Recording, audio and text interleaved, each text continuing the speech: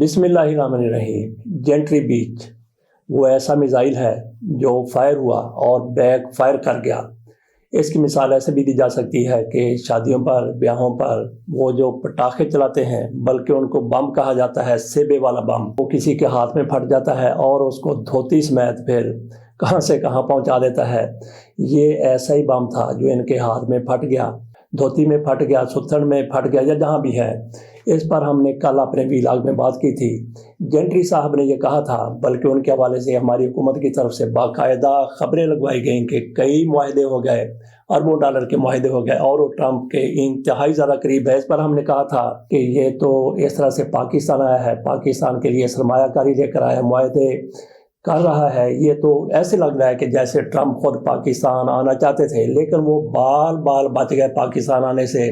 انہوں نے پھر اپنا نمائندہ بھیج دیا، کیونکہ ابھی وہ نئے صدر بنے، ایک ہفتہ ہوا ان کو صدر بنے ہوئے۔ ان کے اور بھی بہت زیادہ کام تھے، کاروبار تھے، تو انہوں نے پھر اپنے سب سے قریبی ساتھی کو پاکستان بھیج دیا معاہدے کرنے کے لیے۔ کل ہم نے تنزیہ قسم کی بات کی تھی، تو اس کے بعد ان کی طرف سے ایک پریس کانفرنس بھی آ جاتی ہے۔ وزیر اعظم شہباز شریف سے ملاقات بھی کر لیتے ہیں۔ کہا جاتا ہے کہ 100 ارب ڈالر کی، ایک دو نہیں بلکہ 100 ارب ڈالر کی وہ پاکستان میں سرمایہ کاری کریں گے۔ تو یہ پتہ بعد میں یہ چلتا ہے کہ یہ بندہ تو 2 نمبر ہے۔ ہمارے محسن نقوی صاحب وہاں پہ گئے تھے، تو یہ کیا محسن نقوی کی پروڈکٹ ہے؟ انہوں نے وہاں پہ بیٹھ کے کیا اتنے دن میں یہی ایک بندہ تیار کیا، یا پھر پاکستان کا وہاں پہ جو لابیسٹ ہے انہوں نے یہ سارا کمال کر دکھایا؟ یہ بندہ پاکستان آ گیا اور پھر اس نے ایک پریس کانفرنس بھی کر دی جس میں پاکستان کی سیاست میں بھی یہ صاحب ملوث نظر آئے۔ تو اس سے ساری دنیا کو پتہ چل گیا کہ یہ کس کا لایا ہوا، کس کا سدھایا ہوا، کس کا سکھایا ہوا،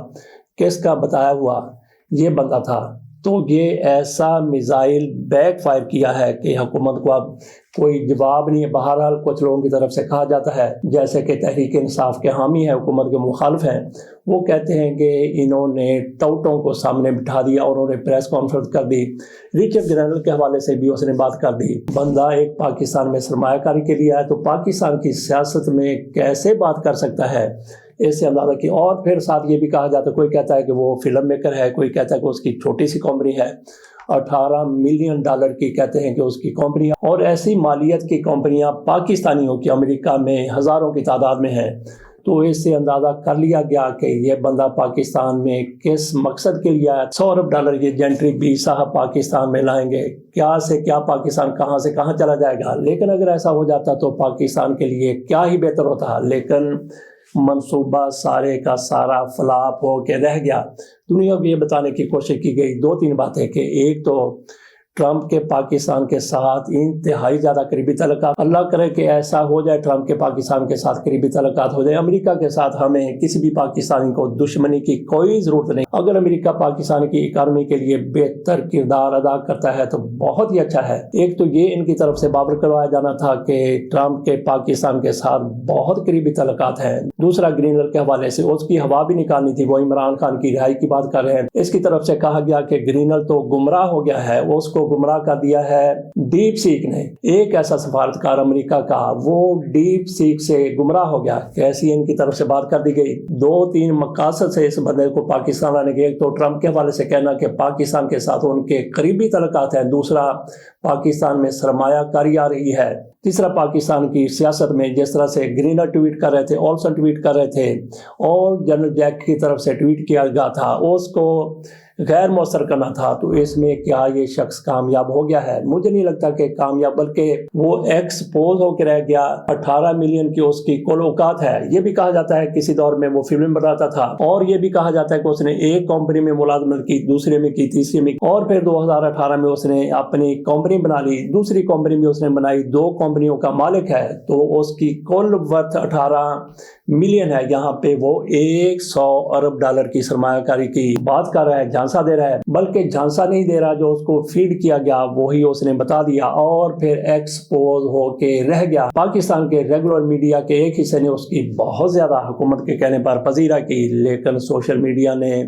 اس کی ایسی کی تیسی پھیر کے رکھ دی۔ تو ہو سکتا ہے کہ وہ چپ کے چھپ کے پاکستان سے چلا بھی گیا ہو، اپنی جو عزت باقی رہ گئی تھی اس کو بچا کے بہرحال وزیر اعظم صاحب کے ساتھ ان کی ملاقات ہو گئی۔ عیسیٰ نقوی اپنے ایک ویلاگ میں کہہ رہے تھے کہ دنیا کا چھوٹے سے چھوٹا ملک لے لیں، پوری دنیا سے مجھے دکھا دیں کہ اس بندے کی کسی چھوٹے سے چھوٹے ملک کے صدر کے ساتھ، وزیر اعظم کے ساتھ ملاقات ہوئی ہو۔ لیکن ہمارے وزیر اعظم صاحب وہ کمپلیکس کا احساس کمتری کا شکار ہیں۔ امریکہ سے کچھ بھی آ جائے، کوئی بھی آ جائے، بندہ آ جائے، پرندہ آ جائے یا جو کچھ بھی آ جائے، اس کے ساتھ ملاقات کر کے بہت زیادہ اپنے آپ کو مہان جتانے لگ جاتے ہیں۔ تو شاہی مولیتا اس کو دیکھ کر ہمارے جج صاحبان، خصوصی طور پہ 3 جج صاحبان جن کو ملزم جج بھی کہا جاتا ہے، وہ بھڑک اٹھتے ہیں۔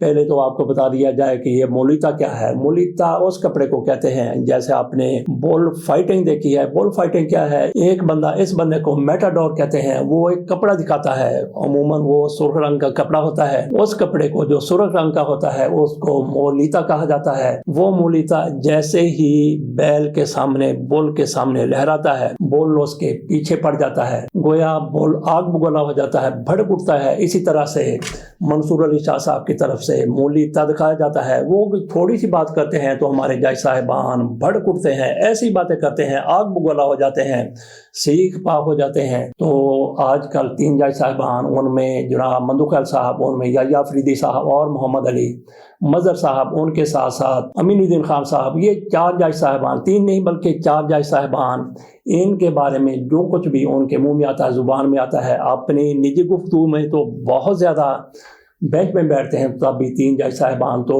ان کی ایسی کی تیسی پھیرنے کی کوشش کرتے ہیں جیسے ان کو مولیتا دکھا دیا گیا ہو، بھڑک اٹھتے ہیں، سیخ پا ہو جاتے ہیں۔ تو دیکھتے ہیں یہ سلسلہ کب تک چلتا ہے۔ تو پاکستان میں مخالفت اس حد تک چلی جاتی ہے، ججوں سے لوگ بہت زیادہ سیکھتے بھی ہیں، توقعات بھی بہت زیادہ رکھتے ہیں، لیکن ایسے جج صاحبان جو اپنے ایک جج ساتھی کی ایک بات بھی برداشت نہیں کر سکتے، جو انہوں نے بالکل قانونی طور پر کی ہے، اس کا قانونی جواب دینے کی بجائے اپنے لوگوں کو، جن کو کچھ لوگ ٹاؤٹ کہہ دیتے ہیں، کچھ گماشتے کہہ دیتے ہیں، کچھ حمایتی کہہ دیتے ہیں، کچھ ساتھی کہہ دیتے ہیں، کوئی اور دلال کا نام دے دیتے ہیں، کئی اور نام بھی دے دیتے ہیں، ان کو بھی باہر لے آتے ہیں، اور کیسز کی سماعت کے دوران جن کا اس سے کوئی لینا دینا نہیں ہوتا، پھر بھی کھینچ کر گھسیٹ کر منصور علی شاہ اور عقیل عباسی کا تذکرہ وہاں پہ تضحیک آمیز لہجے میں کرتے ہیں، گویا انہوں نے ان کو مولیتا دکھا دیا ہے۔ اور پھر آپ کو بتا دیں کہ مولیتا دکھانے والے بندے کو میٹاڈور کہتے ہیں، اردو میں بات کی جائے تو میٹاڈور اس کو کہا جاتا ہے۔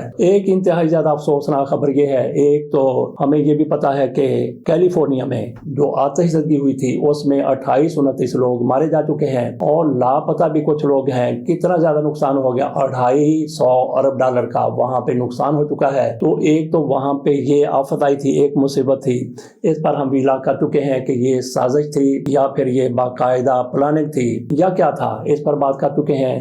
لیکن آج ہم نے بات کرنی ہے ایک اور افسوسناک سانحے کی۔ وہ قوم میلہ جاری ہے، 15 جنوری سے شروع ہوا، 5 مارچ تک 45 دن یہ جاری رہتا ہے۔ ہندوؤں کا بہت بڑا اجتماع ہے، وہاں پہ 40 کروڑ لوگ اس دوران وزٹ کرتے ہیں، آتے ہیں، جاتے ہیں، بہت ہی بڑا ایونٹ ہے۔ حج کی اگر بات کی جائے تو وہاں پہ 30 لاکھ لوگ جاتے ہیں۔ اگر سال کی بات کی جائے تو وہاں پہ 2-3 کروڑ لوگ ضرور چلے جاتے ہیں، جو عمرے کے لیے جاتے ہیں یا پھر حج کے لیے جاتے ہیں۔ اسی طرح سے اگر بات کی جائے قوم میلہ کی تو یہ 45 روز جاری رہنے والا میلہ ہے۔ حج کے لیے اگر ویزا آسان کر دیا جائے، اخراجات کم کر دیے جائیں تو یقین کریں کہ پوری دنیا سے وہاں پہ کروڑوں کی تعداد میں 30 نہیں بلکہ 40 کروڑ لوگ حج کے لیے جانے کے لیے تیار ہو جائیں، لیکن وہاں پہ اتنے زیادہ انتظامات کرنا مشکل ہے۔ بات ہم کر رہے تھے قوم میلہ کی، بڑا ہی زبردست ایونٹ ہے، لیکن وہاں یہ ہو گیا چند روز قبل تو وہاں پہ آتش زدگی ہوئی تھی، آگ لگ گئی تھی، تو خیمے کچھ جل گئے تھے، 20 یا 22 خیمے جل کر بالکل راکھ ہو گئے تھے۔ تو اللہ کا شکر ہے کہ کوئی ایک کیجویلٹی بھی نہیں ہوئی تھی، لیکن آج وہاں سے بھگدڑ مچ گئی میلے میں۔ تو پتہ یہ چلا ہے کہ 12-13 لوگ لاپتہ ہیں، لیکن مرنے والوں کی تعداد 16 بتائی جا رہی ہے۔ اللہ خیر کرے، باقی لوگ اس حادثے میں محفوظ رہیں۔